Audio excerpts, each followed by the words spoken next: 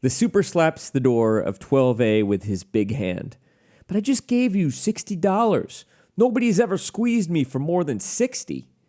He's having trouble keeping his trembling arms still at his chest. No, he wouldn't mind taking a swipe at her. You place $60 in my pocket. I don't think I implied by my behavior that I wanted you to bribe me, nor have I made any statement or gesture, such as an outstretched palm, for example, saying that I would change my report because you gave me money. If you want to give away your hard-earned money, Lila Mae waves her hand towards a concentration of graffiti.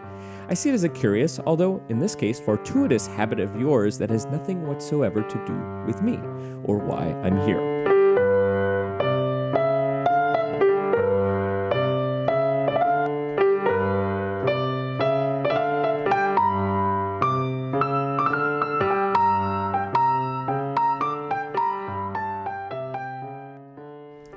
The empty chair.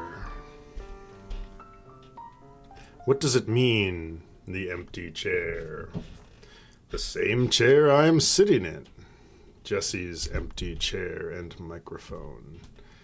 Jesse Duke sits in a neutral location with a Herman Miller Aeron chair and exquisite toned microphone. The microphone is not lacking for exquisiteness of design and purpose. Are you being Colson Whitehead? Are you Colson Whiteheading me?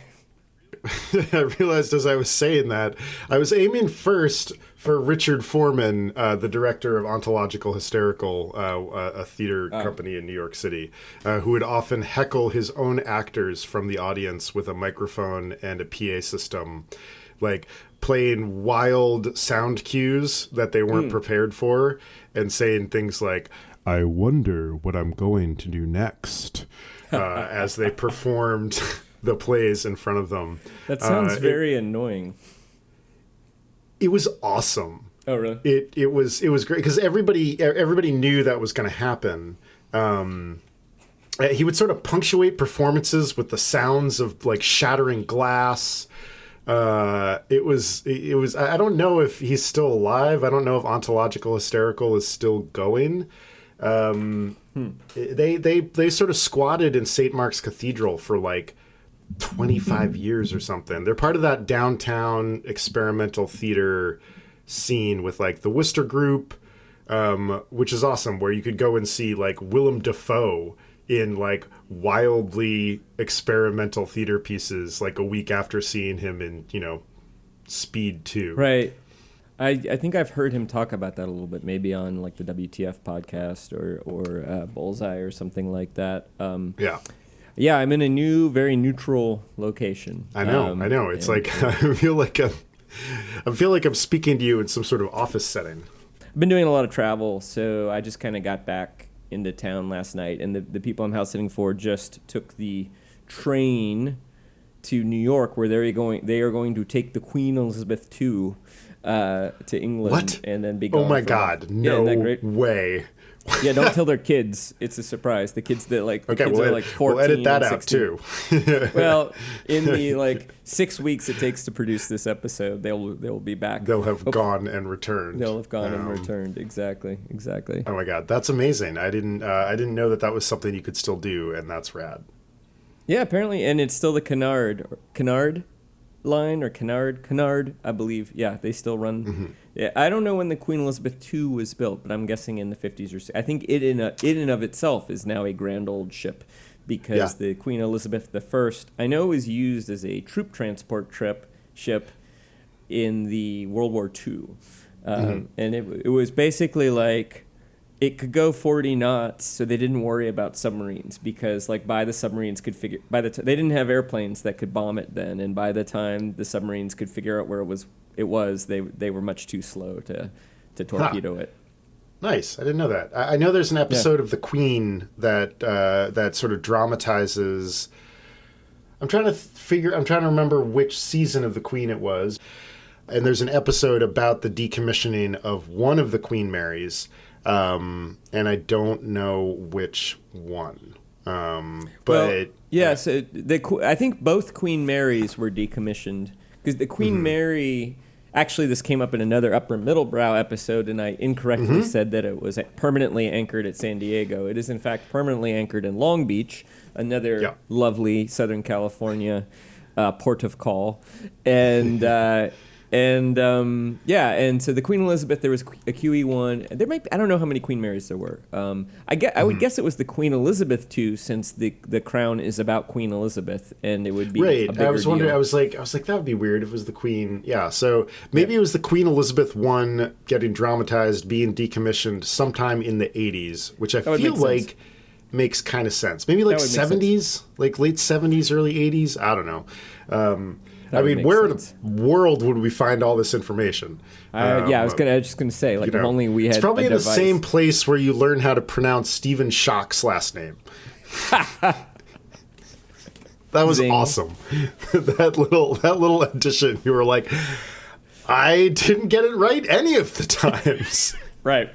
And to my credit, listener, I could have cut out all of those feeble attempts to pronounce his name, but in the interest of transparency and humor, I let poor Jesse of the past during the taping flail in his attempt to pronounce Stephen Schock for the sake of the enjoyment of Jesse of the future. It's like the opposite of when, or the present. It's like the opposite of when you stay up too late and party too hard. You're sort of punishing your future self when you do that, and then I'm instead punishing my past self.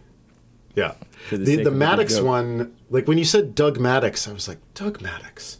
I was like, is there another Maddox? And I was like, well, Jesse's a lot better with his like baseball people than I am. I'm just gonna roll with that. Like, I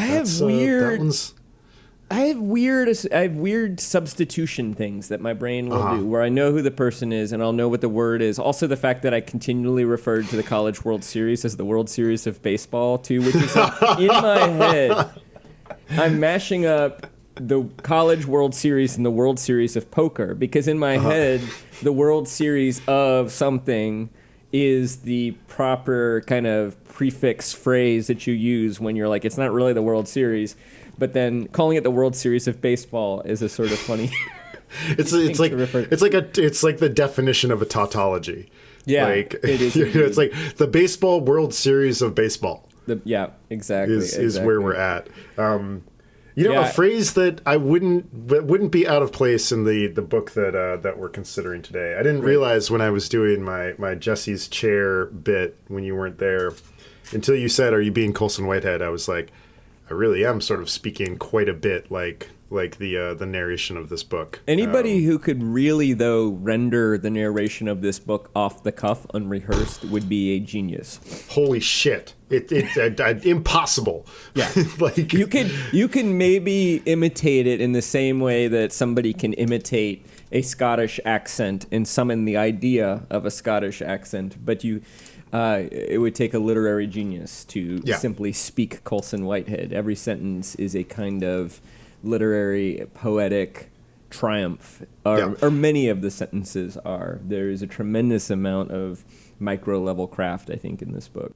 I had to stop adding book darts to my book because it was getting too heavy. Yeah, no, I was like, oh, that's the excerpt I'm going to prepare. Oh, no, wait, no, that's the excerpt I'm going to prepare. And I was like, you know what? For my reading, I'm going to open the book at random and pick a section, and it's going to be great.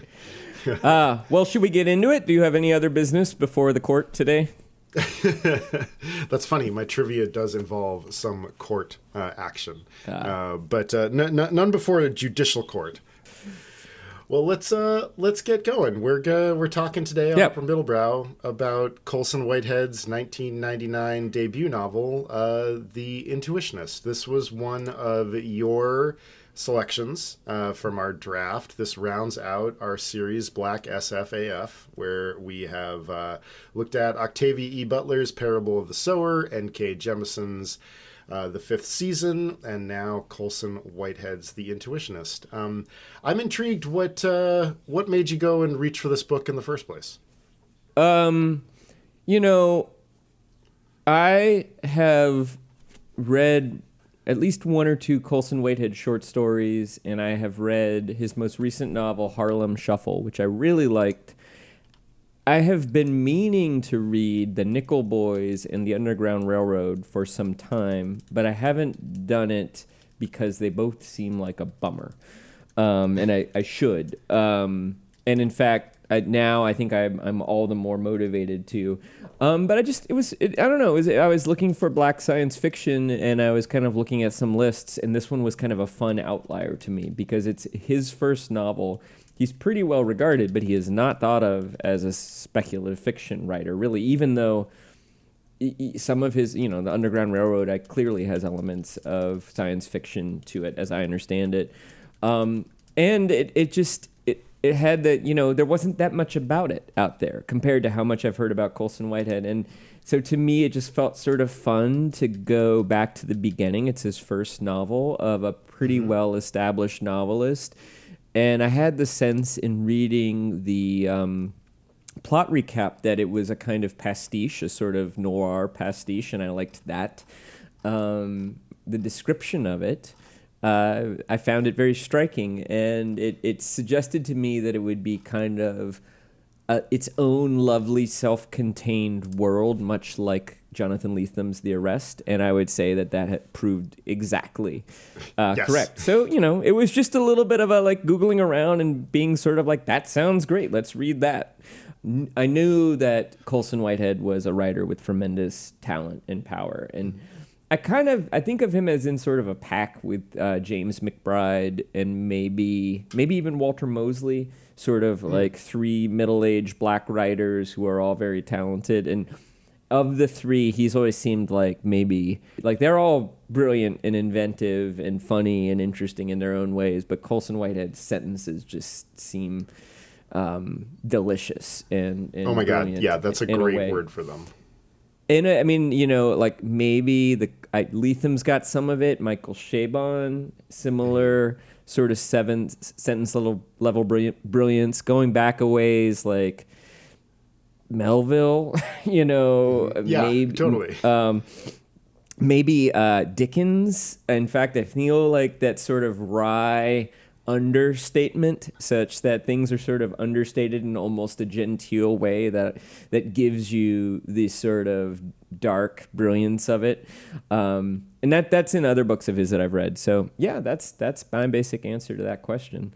Yeah, I'm very excited to talk about it. Like you texted me last week, this book is a delight. And I was like, yes, this book is a delight, and I'm excited to chat. It is a delight, and I would say it is, even though it is, it concerns, I think, similar spiritual and social criticisms as N.K. Jemisin and as Octavia Butler. I find it more fun than those two books. I'll just start our recap here, which is to say that our protagonist is Lila Mae Watson, and she is an elevator inspector for a major northeast metropolitan city that is completely recognizable as New York, although I believe that is never said. Right. She seems to live in Harlem, and that is never said. It is simply described. Yeah. We do know that it is the most famous city in the world, and there are tunnels from New Jersey to this city. So I can't think of another major city that has tunnels to New Jersey that I'm aware of. And there's something about the New York of I haven't read the book, but the New York of Motherless Brooklyn, late 1940s, early 1950s. I don't know if we're ever given a date, but my guess is early 1950s, given sort of the language and some of the pop culture references. We're clearly after World War II, but we're not quite into the 1960s yet. And so Lila Mae Watson is an elevator inspector, and we learn very quickly that she is an intuitionist, and that there is a kind of schism among elevator inspectors in New York. And whatever the elevator inspector bureau is, it's called something like the Bureau of Elevator Inspection or Elevator Safety or something. It's a municipal office that goes around and inspects the elevators in apartment buildings and office buildings. And some of the elevator inspectors are intuitionists, and some of them are empiricists. And empiricists, they have a number of very objective tests that they do to ascertain the condition of an elevator, whereas an intuitionist does something like magic, maybe, or maybe it's something more like a doctor listening to somebody breathing and being able to hear a thrombosis or a hearing an aortic aneurysm from the sound of the heart. It's a little bit unclear whether this is magic or whether this is some kind of human capacity to imagine the elevator as a complete system, and by listening and touching and probing, sensing without even entering the elevator shaft what might be right or wrong about this particular elevator. But she's very much an intuitionist. She's been trained at, what was it, the Midwest Institute of Vertical Studies or something like that. Which is like the most prestigious institute or higher learning for elevator. I mean, like, yeah, we're going to talk more about this. There is a lovely whole infrastructure of elevator technology and knowledge, largely fictitious, a investigative magazine about the trade of elevation Lift, called Lift. I love it. And so, and very quickly we go from fun and games to a problem. We see her kind of doing what she's doing, but within the first chapter, we learn that something has gone wrong and that an elevator that she inspected went into free fall. And nobody was harmed, but this was in City Hall, or kind of something like City Hall, in a building named Fannie after Briggs Memorial Building. The Fannie Briggs Memorial Building. Yeah, which is a nod. It's a token nod. It's the one government building in this particular city that has been named after a black person, and in order to maybe perhaps secure the vote of the black, or in this book they're called colored, vote of the elevator inspector unions. One of my readings is a sort of description of the politics of that. Fannie Briggs being a kind of strong analog for Harriet Tubman. So that's our inciting incident. Lila Mae Watson, and very quickly Lila Mae figures out essentially that, first of all, this is fishy because she's very good at her job. We're made to understand, and elevators very rarely have a total free fall collapse. If they fail, there's all sorts of safeguards. So it just feels like something is wrong, and one of our antagonists, Mr. Kenker, the head of the guild and also sort of the chief empiricist, is running to be president of the elevator guild, and he is using this incident as a way to kind of stick it to the Intuitionists in a way, and sort of suggest that because not only was this elevator inspector a woman, and a colored, quote unquote colored woman at that, which are two strikes against her, but she also was an intuitionist. So he seems to be using this for political gain, and there's some insinuation that he may have even, set her up and caused the accident. That's our inciting incident. Do you want to sort of talk about our other major characters a little bit? Or go sure. into... You've got this bullet point in here about intuitionists versus empiricists, which Sure. I think we've covered. But yeah, like you said, intuitionists just are the stand-in for the feeling crowd. I think this book really this book has a real 18th century analog in terms of the divide between the Enlightenment and the Romantics. I think that's one of the conflicts that's lurking behind here, of basically Newton versus Byron is kind of is kind of the parallel here. It's interesting though, because I also see it as a kind of maybe metaphor for race, and maybe a metaphor for kind of working knowledge versus sort of empirical positive knowledge that you can prove. And particularly the empiricists also seem to stand in for the kind of toxic, if it can't be measured, it can't be managed. Right. And you can also really you can see how the seeds of that particular way of thinking has showed up in our own particular political climate with whataboutisms and all sorts of very bad false dichotomies that are very often dispersed in the spirit of racial controversy. Right. And we should say Lila Mae Watson is not the first black elevator inspector, but the first black woman. Yes. And actually, we can start listing our other major characters. We have Mr. Reed, who is not the leader of the Intuitionists, but maybe sort of like the man. He's technically works for the leader, whose name is Orville Lever, but we have the sense that he's Carl the brains. Rove. Yeah, he's like the brains Carl, of the operation. The Carl Rove. Yeah, strategist, and also a little bit of enforcement too. He sort of like Karl Rove mixed with the lawyer who sort of shows up with and says, "Can I see the warrants, boys? Your warrants are not in order." There's Mr. Kenker, we already mentioned, who is running for president of the guild, the empiricist. There's Pompey, who was the first black elevator inspector, and I can't remember if he is ever referred to explicitly as a, quote, Uncle Tom, but he is described as painfully obsequious and somewhat pitiable, but also morally compromised, perhaps. He does not appear to be on Lila Mae's side.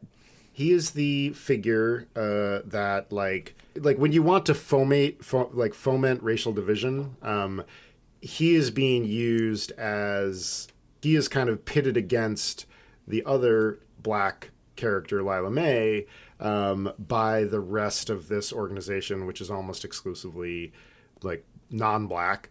But yeah, he fills that space of finding ways to keep other groups of people fighting each other rather than being able to unite for some sort of common purpose, which really does seem to keep coming up in this book. Yeah, and I would say that there's a tremendous personality difference between him. And in fact, my first reading sort of lays out Lila Mae's character and her approach to things more generally. We have Chuck Gould, and I'm not sure we ever hear that he is Jewish, but Gould is quite often a Jewish name, and it would make sense. He's sort of Lila Mae's one ally, and he is an escalator man, not an elevator man, which makes him sort of literally a redheaded stepchild in the department. And, there's also a sense that because maybe he's Jewish, it's sort of like what we were talking about with the talented Mr. Ripley, that he's not entirely waspy. So he's riding coach class in the white boat, that to some degree maybe he has experienced some ethnic prejudice, and maybe that gives him something in common with Lila Mae too. And he just seems like a straight up good guy as well. We have James Fulton, who is deceased, but is the dean of elevator inspectors and something of an intellectual hero to Lila Mae, and kind of a theorist, somebody who taught and wrote very arcane things about elevators and elevator inspection. There's Natchez, who is a handsome young black man who appears to be working at Intuitionist House, which is a kind of mansion where the Intuitionists sort of have their seat of power, but he's mysterious, and his story is a little bit thin.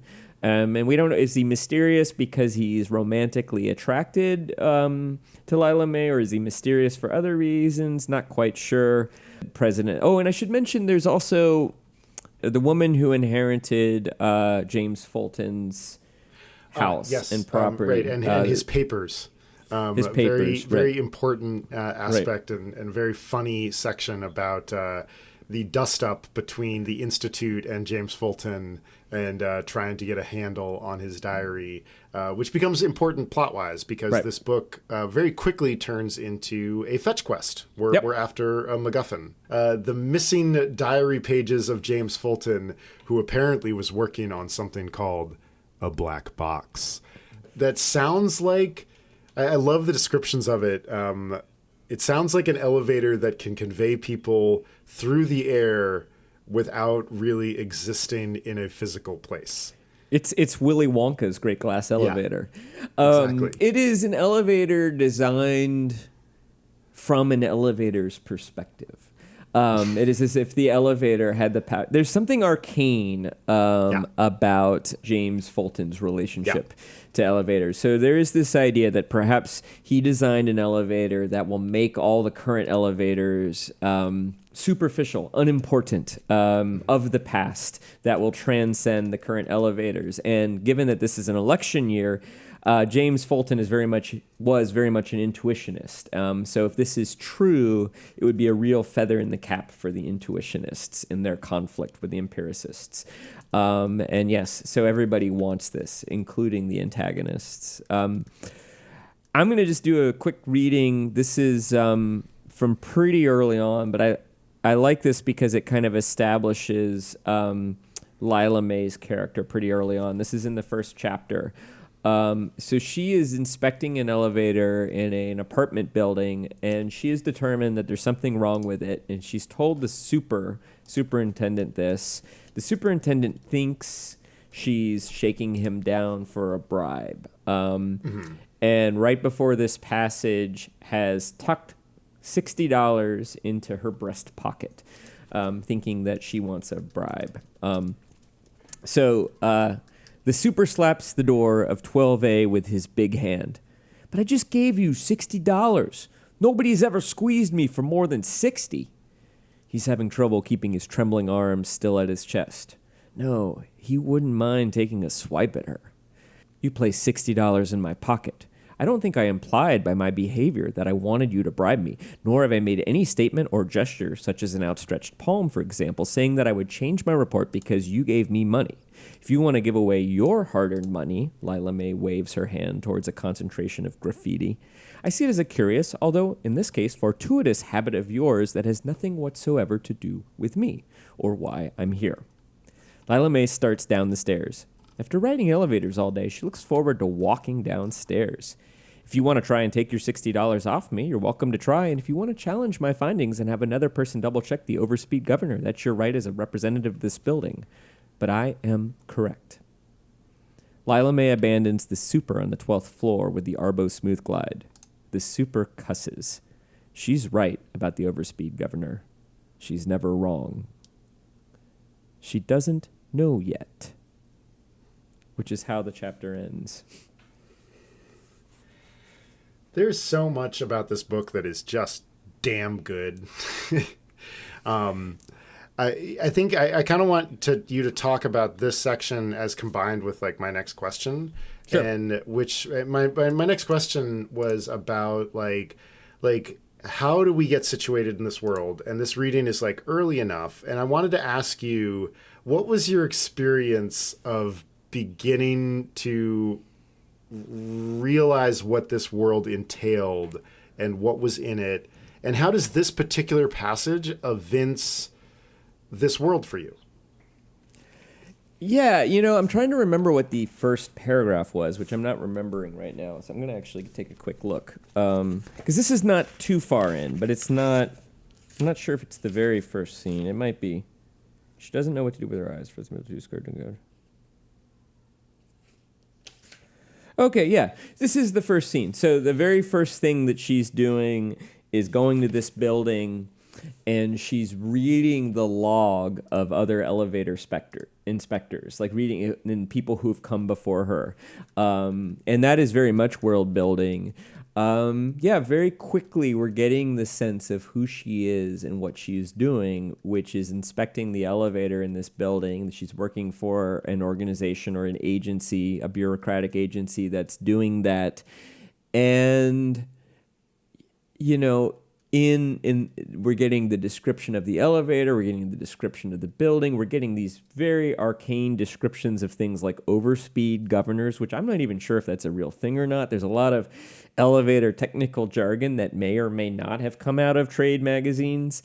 So all that's happening, but then you're also getting this kind of yawning expanse of inspectors, the routine of elevator inspection. That this is something that happens from time to time, that there's different elevator inspectors, that some of them look for certain types of things like stress or certain, I think she says this one elevator inspector has this one thing that he always looks for.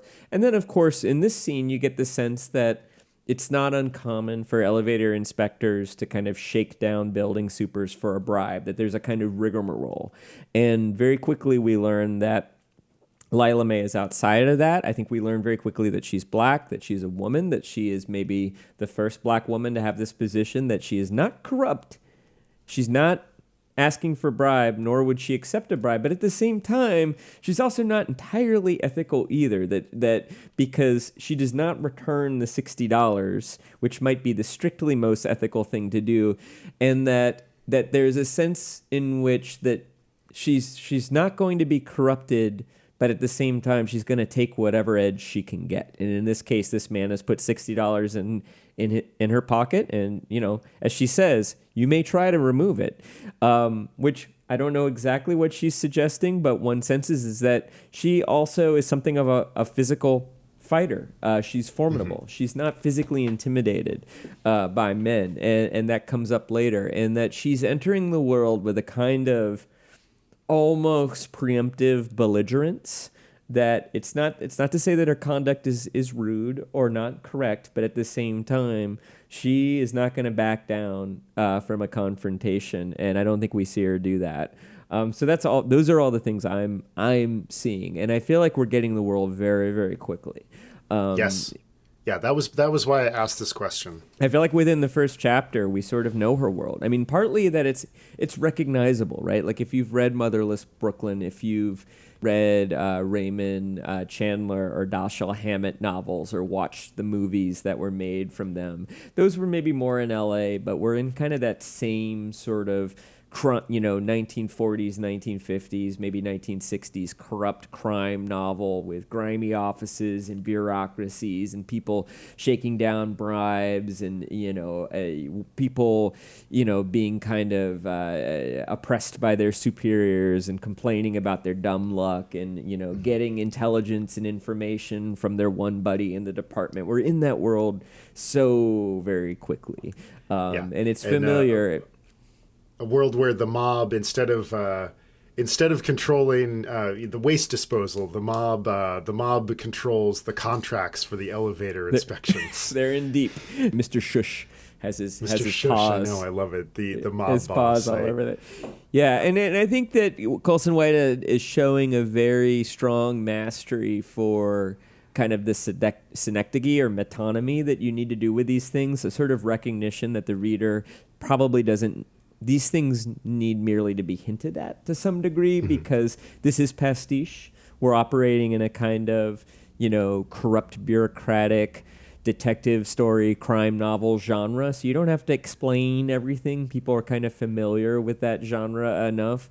But then you can also tell that there's enough going on that it's not going to feel like a formulaic version of them. I mean, the fact that it's not a murder department, it's not an insurance investigator, they're elevator inspectors, and the fact that we're looking at the very earliest phases of racial integration in a corrupt city, like already there's already enough twists to show us that this is a little bit different than anything like that we've read before.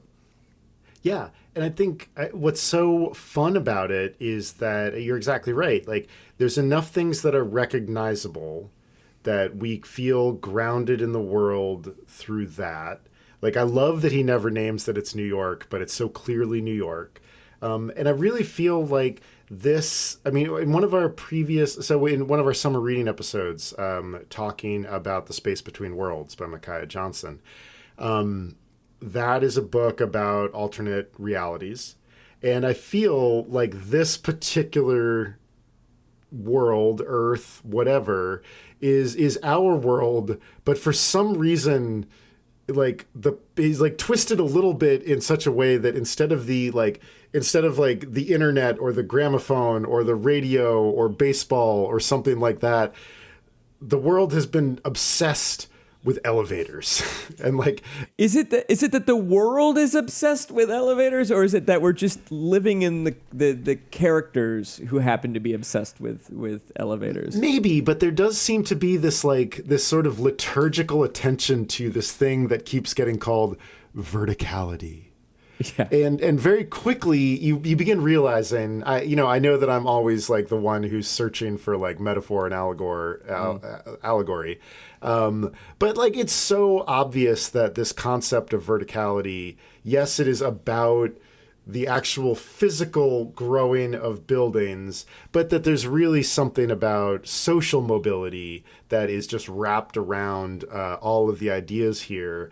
And he's managing to pull off what is essentially a like comic novel and like serious racial satire, and I think noir.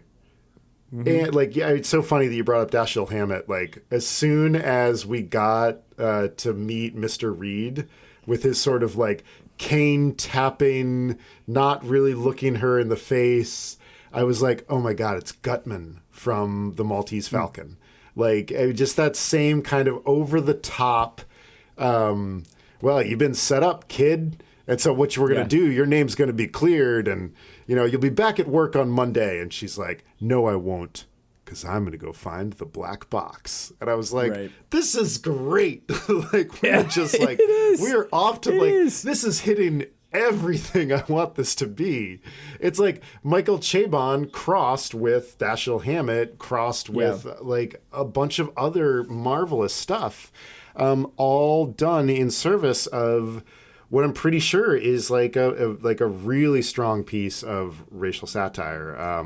I've got Jonathan Swift's Modest Proposal pulled up because I think Dickens is a great parallel, and I think Swift is the other parallel. Because really those are the two great satirical writers of their time, doing a very similar thing. I think Swift is probably a little bit more in Colson Whitehead's vein, in that he is taking a recognizable world and twisting it slightly.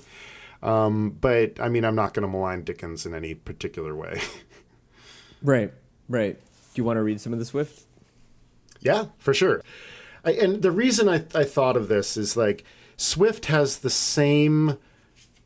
not the same diction, but you really have to keep track of what's happening in each sentence. That's kind of the joy of this novel, is like these glittering sentences.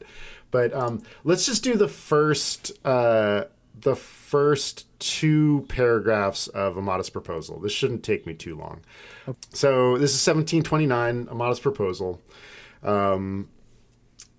It is a melancholy object to those who walk through this great town or travel in the country when they see the streets, the roads, and the cabin doors crowded with beggars of the female sex, followed by 3, 4, or 6 children, all in rags, and importuning every passenger for an alms. These mothers, instead of being able to work for their honest livelihood, are first to employ all their time in strolling to beg sustenance for their hapless infants who, as they grow up, either turn thieves for want of work, or leave their dear native country to fight for the Pretender in Spain, or to sell themselves to the Barbados. I think it is agreed by all parties that this prodigious number of children in the arms, or on the backs, or at the heels of their mothers, and frequently of their fathers, is in the present deplorable state of the kingdom a very great additional grievance, and therefore whoever could find out a fair, cheap, and easy method of making these children sound and useful members of the Commonwealth would deserve so well of the public as to have his statue set up for a preserver of the nation. Spoiler alerts coming for Jonathan Swift's Modest Proposal. Dr. Swift sets himself up as that particular person who is going to come up with a solution and then have a statue of himself set up. But his solution is that what we do with these 3 or 4 or 6 infants trailing after their mothers and sometimes their fathers, it's the little asides with Swift that are the ones you got to pay attention to, is that we should cook them and eat them and use their skin for leather products all throughout the country. And as with many great satirical pieces of work, about 20% of the reading population got it. and about 80% of the reading population, we're quickly crying out for Jonathan Swift's, execution and excommunication. Right. But the real killer of A Modest Proposal, after he lists all of the ways that eating babies and using their skin for leather products is the way to go, he employs a really strong rhetorical device of, other people say that the thing that should be done for these children of Irish mothers is that they should be fed and educated. And that person is so obviously not in touch with the realities of this case. And he's just and he slips in the actual solution as his straw man. And I really feel like that is happening all the time in this book. This kind of we couldn't possibly do things that would be, fair and equal in terms of verticality. And I'm just really, really enjoying the kind of high wire act of this. What I really think is a piece of incredibly powerful satire. Yeah, and it makes me think how hard that would be to do today. I mean, of course, apparently it's always been hard, right? And it's a frustrating thing for the literary wag, right? Because you don't want to give it away too much, because the joke is funnier if you don't break character. But then again, not everybody is literary enough to pick up the winks. And so if you're trying to have an impact and win people to the side of your argument, it can be hard to do it. And it's really funny to me, as somebody who lurks on Twitter, how often I feel like irony is missed in the world. And I don't know what to make of it exactly, other than I wish we were a little bit more literate, because I think it's often there. It's often the writer is saying the person who figures this out should get a statue. That's sort of similar to saying apart from my modesty, my sense of humor is my greatest quality. To me, it's such an obvious setup. Now, of course, the fact that we recently had a president who would say things like that unironically does confound and confuse the issue, but you have to know something about the speaker, I suppose, in order to parse the irony. That's kind of my question here about tone of voice.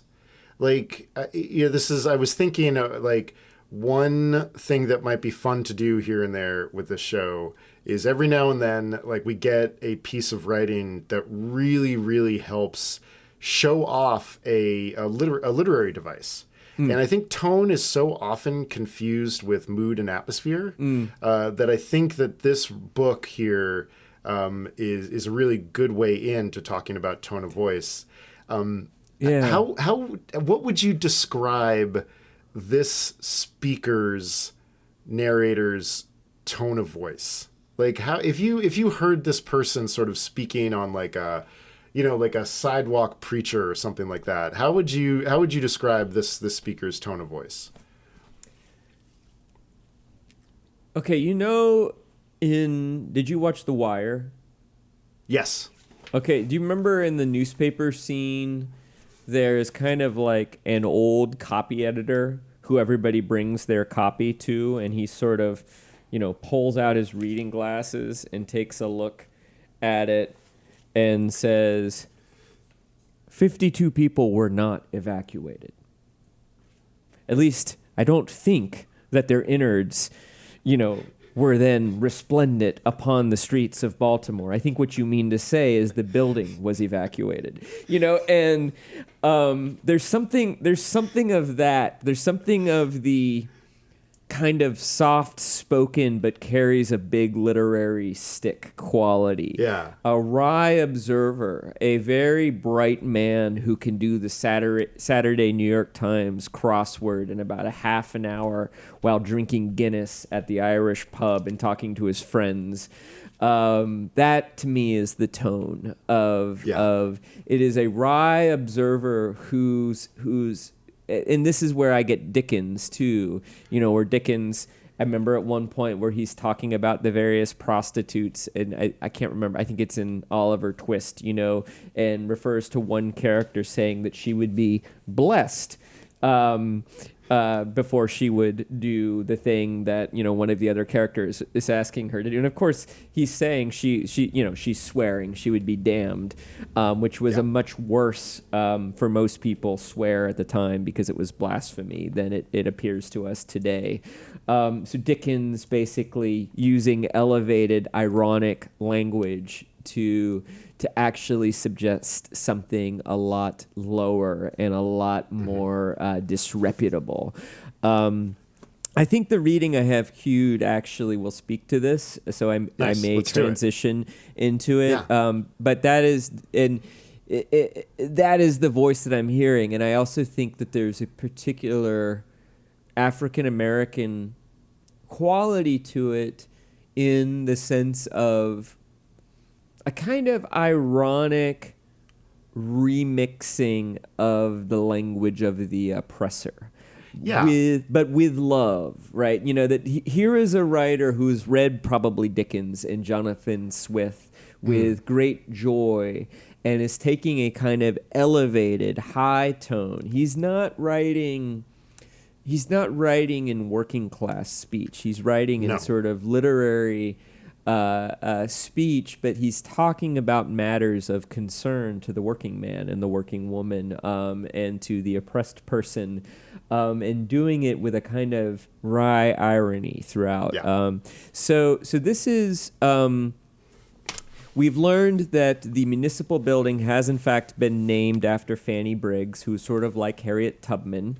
And we've learned that Lila May, as a child, did a kind of like book report or presentation on Fanny Briggs after hearing a famous black actress read a monologue of Fanny Briggs on the radio. And so the first thing we hear is a sort of description of her as a young girl listening to that on the radio, and then it kind of gets bigger. So this is Lila May listening to the radio as a kid. The actress's voice was iron and strong and did not fail to summon applause from the more liberal quarters of her audience, who remembered about noble struggle. Tiny particles of darkness pressed beyond the cracked, weedy mesh of the speaker, the kind of unsettling darkness Lila May would later associate with the elevator well. Of course, she would do her oral report on Fanny Briggs. Who else was there? Now, she's also driving in traffic right now, too, as she's remembering this. Not much progress in this traffic, but times are changing. In a city with an increasingly vocal colored population who are not above staging tiresome demonstrations for the lowly or tabloids or throwing tomatoes and rotten cabbages, doing otherwise perfectly orchestrated speeches and rallies, it only makes sense to name the new municipal building after one of their heroes.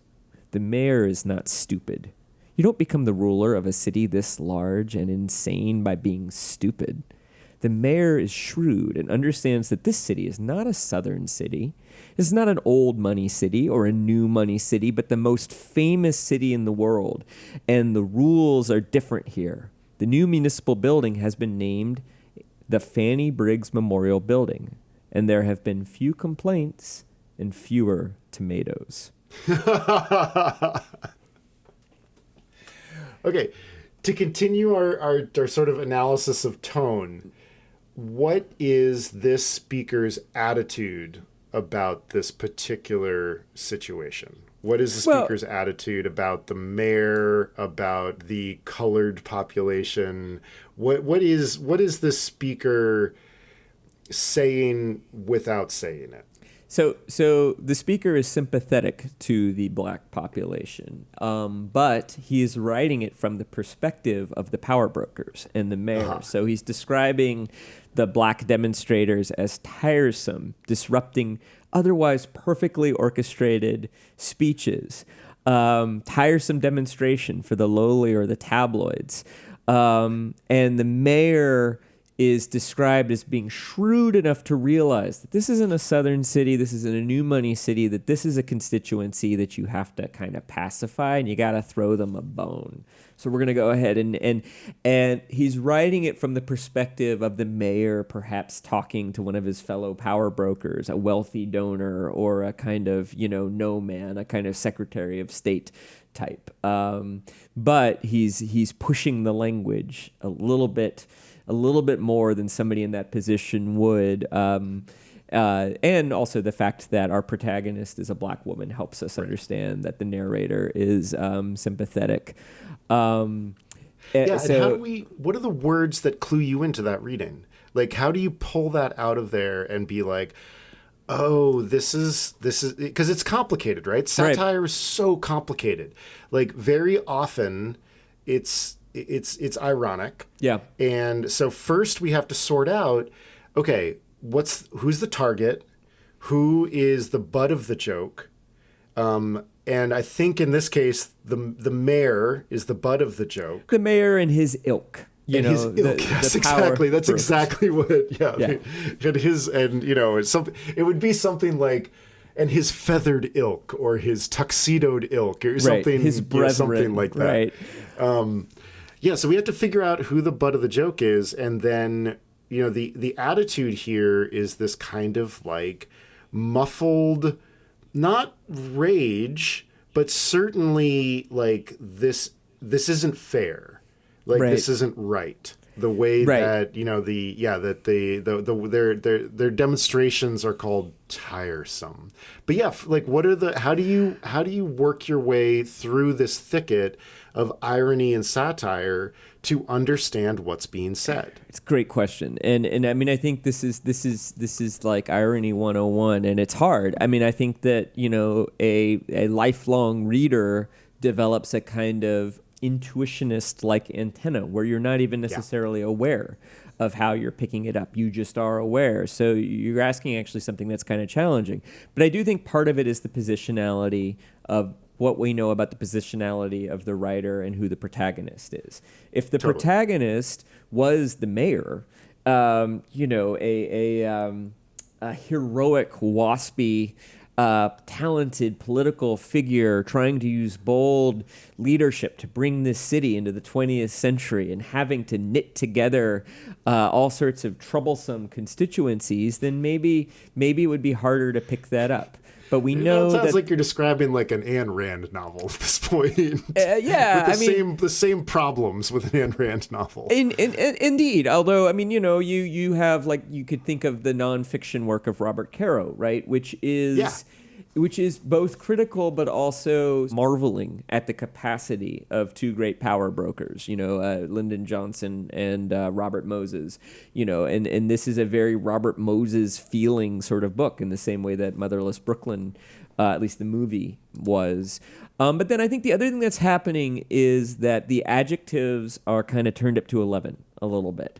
If we were supposed to be sympathizing with the mayor, I don't know that the mayor would be thinking, and his ilk would be describing the demonstrations as tiresome for the lowly or the tabloids, because that sounds a bit classist, doesn't it? And wouldn't necessarily be describing the speech as otherwise perfectly orchestrated speech, right? That sounds a little bit complainy and whiny. Like, I went out and was about to deliver this perfectly orchestrated speech, and these tiresome Negroes started throwing tomatoes at me. That sounds classist and whiny. The mayor is shrewd, so it's also very complimentary of the mayor. You don't become the ruler of a city this large and insane by being stupid. So he's at once insulting the constituents and praising the mayor in his own mind. It's not a southern city, so we're othering other places. It's not an old money city, we're othering old money. Or a new money city, it's othering new money, but the most famous city in the world. And now we're celebrating the power broker at the helm of this particular city. So it is overly generous, to the point of comically generous, to the butt of the joke. And it is overly exaggeratedly insulting of all of these other forces and factors that he has to contend with. And I think that's how we pick it up. And then there's also the sort of, there's the sort of callback of the complaints and the tomatoes, the poetic. There have been few complaints and fewer tomatoes. There's a rhythmic callback to that too. That sort of suggests that there's something playful in the language as well. But yeah, what did I miss?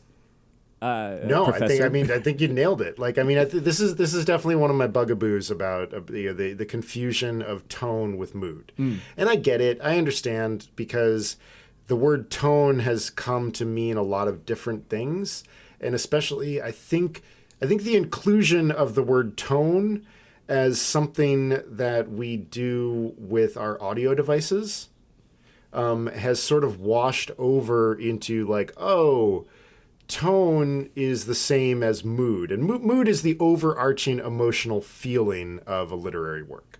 If we're talking about Tess of the D'Urbervilles, you might say that there's kind of a like huge, glowering, foreboding feeling of that entire novel, because it is like every single page you're kind of like, oh, something bad is gonna happen, and it does.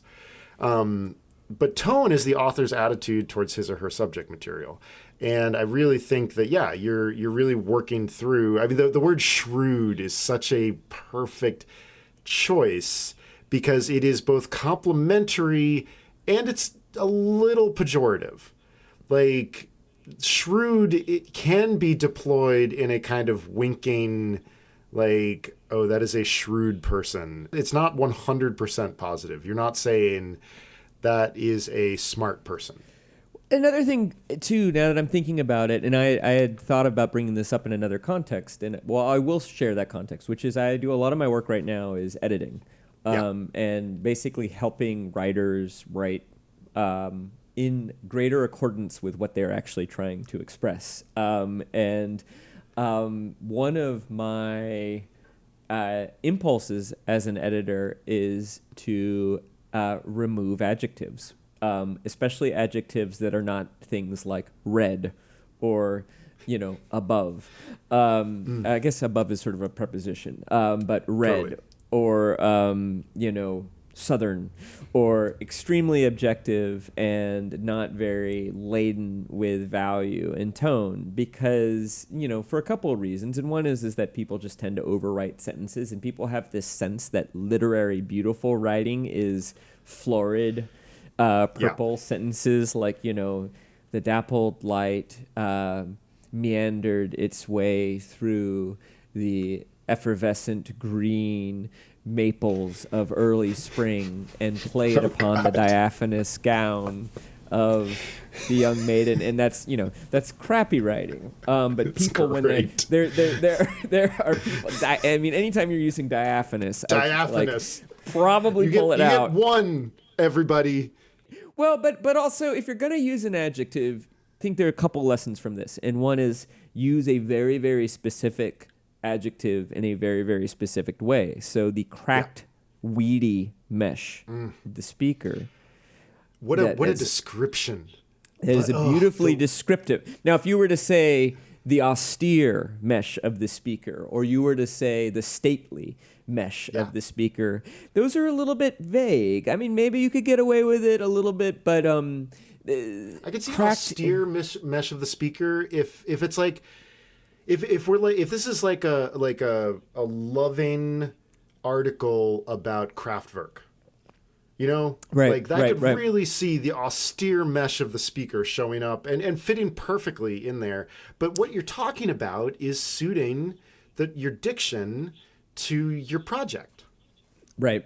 And not use, there are a lot of adjectives people use that are sort of like, basically you're just trying to say good, but you don't want to say good. So you're sort of like dynamic, a real dynamic group.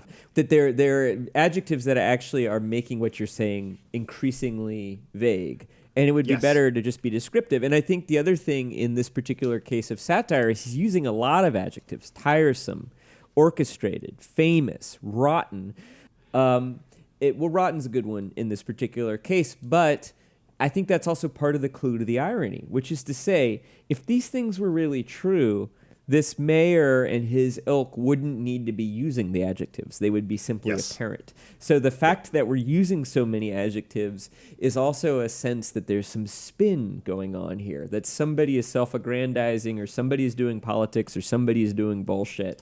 And in fact, all of these things are happening. And, maybe the mayor is shrewd, but still, this is a political creature who's paying more attention to appearances than the substance. It's not necessarily saying that a burning lust for justice is what led to the Fanny Briggs Memorial Building getting that name. That somebody recognized that this might make a particular constituency just a little bit less likely to throw rotten tomatoes, and sure enough, it did.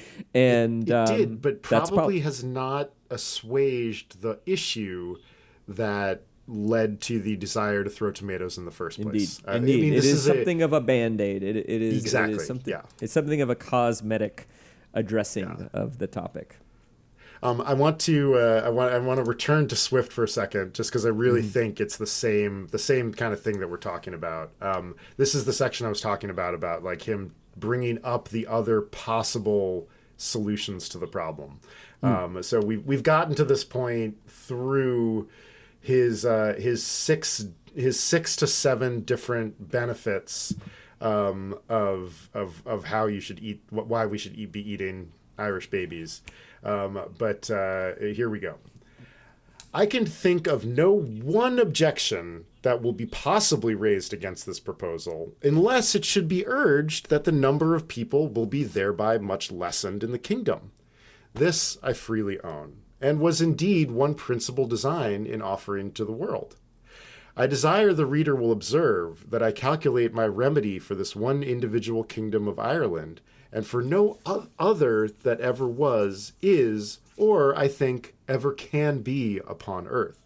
Therefore, let no man talk to me of other expedients, of taxing our absentees at 5 shillings a pound, of using neither clothes nor household furniture, except what is our own growth and manufacture, of utterly rejecting the materials and instruments that promote foreign luxury, of curing the expensiveness of pride, vanity, idleness, and gaming in our people, of introducing a vein of parsimony, prudence, and temperance, of learning to love our country. I mean, those are like several very good expedients to fixing the problem of poverty in your country, especially the curing the expensiveness of pride, vanity, idleness, and gaming in our people. Swift does have.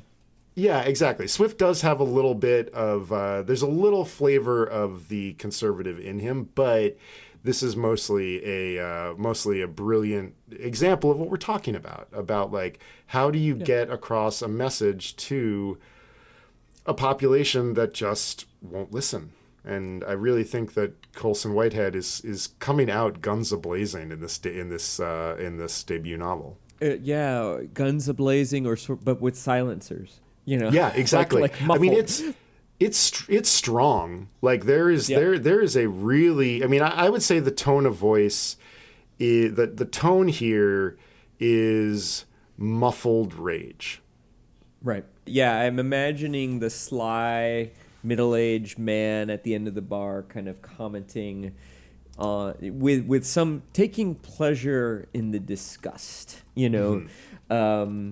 somebody who is a deep cynic, and whose cynicism is well earned because he's been around the block, and that's impressive for such a young. I think he was a pretty young writer when this came out too, probably in his 30s, if not 20s. But structural racism ages you, I presume, or at least it ages your mind. Let's hear about The Perfect Lift. Actually, okay, I think I'm gonna switch. I'm gonna go. I had 2 readings queued up here. The mural on page 47, which is also in the Fanny Briggs Memorial Building. Okay. The lobby of the Fanny Briggs Memorial Building was almost finished when she arrived. As if to distract from the minuscule and cramped philosophy of what would transpire on the floors above, the city offered visitors the spatial bounty of the lobby. The ersatz marble was firm underfoot like real marble, sheer, and produced trembling echoes effortlessly. The circle of Doric columns braced the weight above without complaint. The mural, however, was not complete. It started out jauntily enough to Lila May's left. Cheerless Indians holding up a deerskin in front of a fire. The original tenants, sure. A galleon negotiating the tricky channels around the island. 2 beaming Indians trading beads to a gang of white men. The infamous sale of the island. Big moment, have to include that. The first of many dubious transactions in the city's history. They didn't have elevators yet. That's why the scenes look so flat to Lila May. The city is dimensionless. The mural jumped to the revolution then, she noticed, skipped over a lot of stuff. The painter seemed to be making it up as he went along, like the men who shaped the city. The revolution scene was a nice set piece, the colonists pulling down the statue of King George III. They melted it down for ammunition, if she remembers correctly. It's always nice when a good mob comes together. The painting ended there. Yeah. Man, that's good. Well, and it merges the irony of the narrator's voice with, I mean, you're merging it with Lila May's voice, too. It's almost like they're the same in that moment. Why did you pick that? I picked it because I really, the thing I'm really enjoying about this book is the combination of this kind of like Chabon-esque literary like flights of fancy and the technical brilliance of the prose combined with a real kind of social satire. We have so many pieces of great social satire. I've brought up American Psycho before. But one of the problems with like American Psycho, if we're going to pick a target to satirize, like 1980s Wall Street excess is pretty easy. You know? I mean, it's a great book and it really handles that subject excellently. But like the way that passage does things like, a little like, many dubious transactions happened in the history of the island. I mean, it's just this marvelous, like, again, it's this great piece of like tone, but we're really starting to hear, and there's that little bit about the city was dimensionless. Yeah. We're starting to learn that one of the things that is really valued in this world is this kind of vertical movement. He's taking this idea of like social upward mobility and making it a literal denotative thing.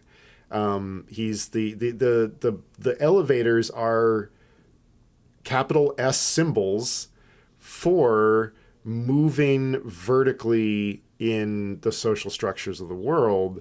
And of course, given what we're seeing about the racial plight of Black people in this world and what we know about the racial plight of people of color in our world, is that that is essentially denied to them. And we get all of that with the grumpy Indians, then the beaming Indians who are getting, bilked out of their land, all wrapped up in this piece of scene setting as well. He's doing so many things at once in so many passages in this book. It's it's the kind of book that makes you despair about writing. Some authors make you want to run to your keyboard, and Colson Whitehead makes me worried to ever write a sentence ever again. Yeah. Don't give up. No. I'm sure. No, we shouldn't. We shouldn't ever give up. I'm sure Colson Whitehead writes a lot of clunkers too. Oh, for sure. Craft. Yeah. But I think there's another thing I want to talk about, but I think because of the time, we should talk about it next time. And I think it relates to thinking versus feeling, but I also think it relates to the verticality, and I also think it relates to the question of why Lila May wants to go after the black box too. Yeah. Because I think there's actually a broader concept here that is beyond. Sure, it is pretty easy to make the comparison. I mean, the term in black newspapers in the early 20th century for what a race man does, meaning somebody who is a hero in the black community is to uplift the race. That was the term that was, W.E.B. Du Bois and others. You read that marvelous. a lot. Uplift the race. And so, it clearly seems like that's part of it. But I think the test will be, will Lila May find the black box? I suspect probably so. Otherwise, it would be kind of a boring story. What will she do with it? Yeah. I think will be the test, and I think that's going to be a very interesting question for the latter half of the book. Do you want to move to trivia? Sure. This book talks about and even dramatizes Elijah Otis, the inventor of the safety elevator. So elevators that if they encounter a mishap will be stopped in their tracks by something without plummeting to their doom. Right. What was the first vertical, not a funicular, counterweighted human-powered elevator? Was it A, London Bridge, not to be confused with Tower Bridge, the big one, burned down in the 17th century? It was rebuilt during Charles II's reign. And he had a rudimentary suspension system built into the bridge that featured a small elevator that traveled up and down with the drawbridge. B, Emperor Taizu of the Qing dynasty ordered an elevator built towards the end of his life, also in the early 17th century, so he could travel between floors of the palace without having to be littered there, because he was vain and didn't want to be seen carried around in his dotage. Or was it C, Louis XV had one installed in Versailles so he could surreptitiously visit his mistress, whose apartments were on the second floor of the palace?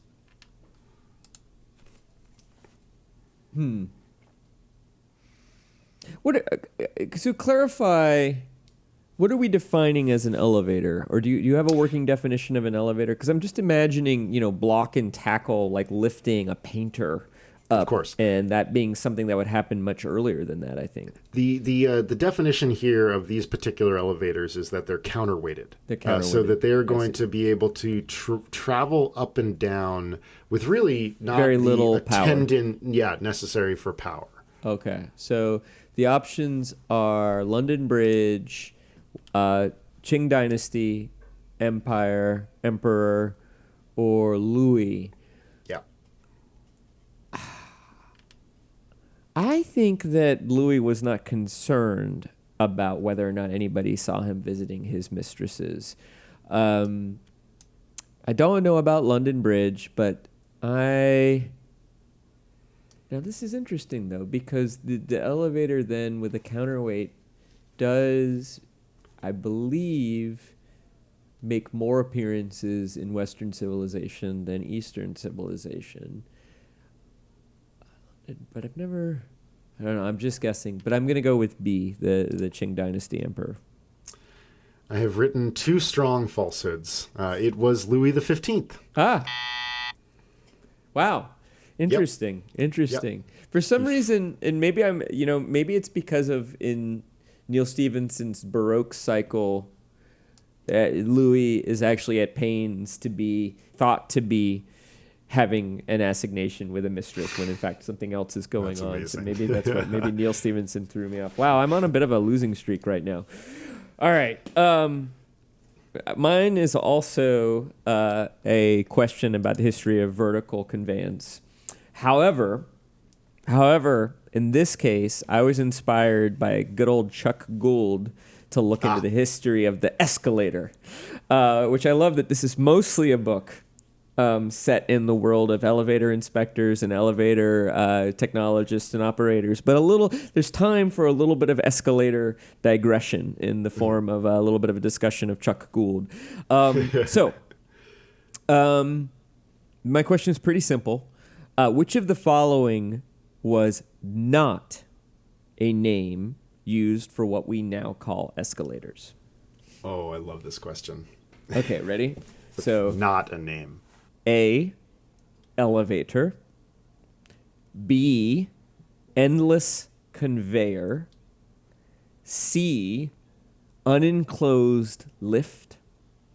Or D, electric staircase? I think it's either A or D. Elevator. Now my brain's trying to figure out the intersection of electricity and possible escalation. Whether those two things would be happening at the same time, or if there were any way to make an escalator that was not electric. Like if there were analog or steam or hydraulic powered escalators before electric ones. I'm going to go with A, elevator.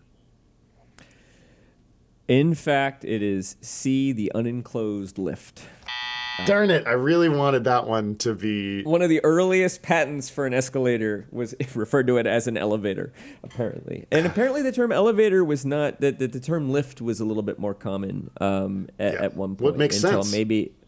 Until maybe Otis came along with his safety elevator. Oh, well, so...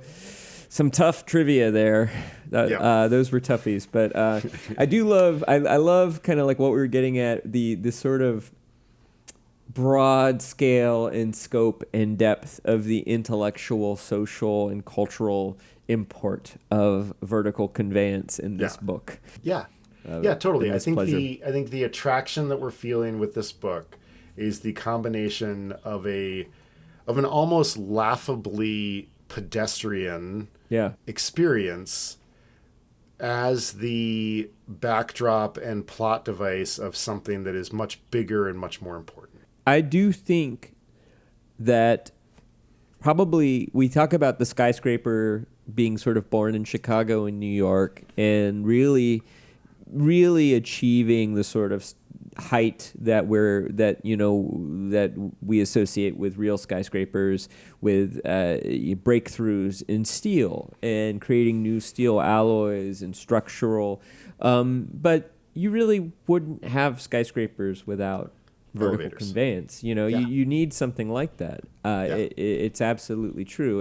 And they were perfected around the same time as the skyscraper. Now, I don't know if that's because the elevator was invented and then suddenly people could build taller buildings, or if they were deciding they needed to build taller buildings and realizing, well, we need a technology that will get people to the top much more quickly. Imagine it's a little bit more the latter than the former, because, if Louis XV's, personal carpenter could figure out how to make one, the basic technology is not that complicated. Right. I don't think. Totally. Counterweight. I think we're enjoying. Yeah. I mean, like that. The enjoyment of this novel is exactly what you're describing. Is like this. Like there is this sort of cultural and social thing that's happening, and skyscrapers and building upward has always been a part of the human experience. I mean, the Hanging Gardens of Babylon, pyramids, cathedrals, let's get to the heavens. I mean, just the human impulse to park your car at the side of the road and run up the nearest hill is attendant. It's that, and then there's also the sort of capitalistic maximizing the value of the square footage of land in dense urban spaces. There's a famous quote that a skyscraper is a machine to make the land pay. Nice. Glorious. Talk about tone. Indeed.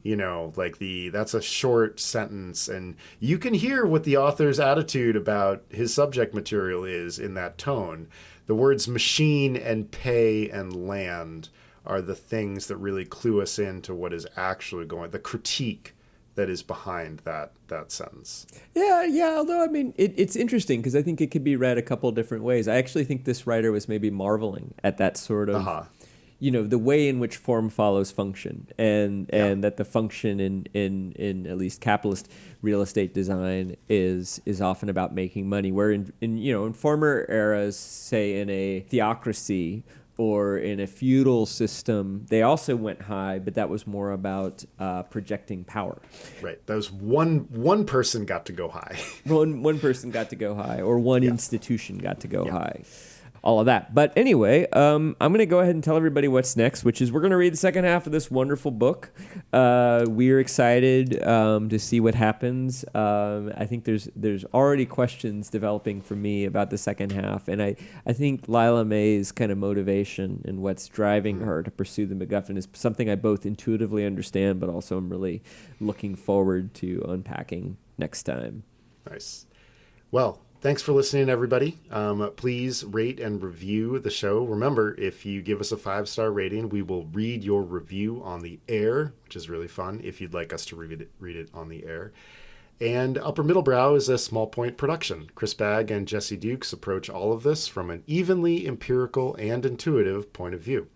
Music is by indeed. Ben Pajak and Jesse Dukes, and design and website is by me, Chris Bagg. You can learn more about us at uppermiddlebrow.com or at all the places on social. We're on Twitter at uppermiddlepod. We're on Instagram at upper_middle_brow. And we would love to hear from you. Let us know what you thought about our summer reading series and where you would like us to go in the future. Upward and onward. And one more thing I'll say is that I just got a notification today that we are the number 44 podcast in books in Sweden. Yes. Thank you, Sweden. Listening to Upper Middlebrow. Amazing. I wonder how many podcasts. Maybe we beat out 45. Maybe we're. Yeah, that's the most important thing. Who's below us? Exactly. Who are we on top of now? Indeed.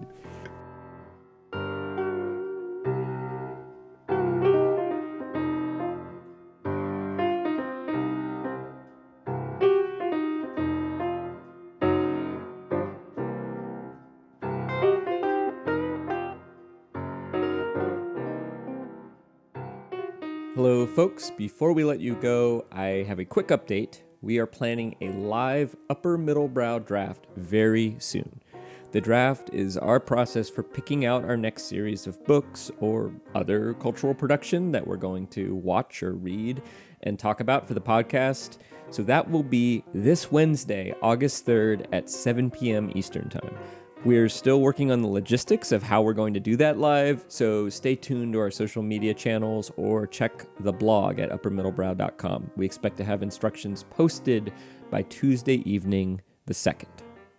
And a reminder, Chris and I are both writers and editors, and we can help you with your writing, podcasting, or editing project. We are not cheap, but we are reasonably priced, and we are very good.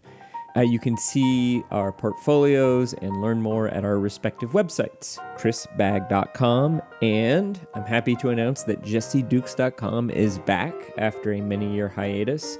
So check them both out. Get in touch if you want to talk about how we can help you with your project, big or small.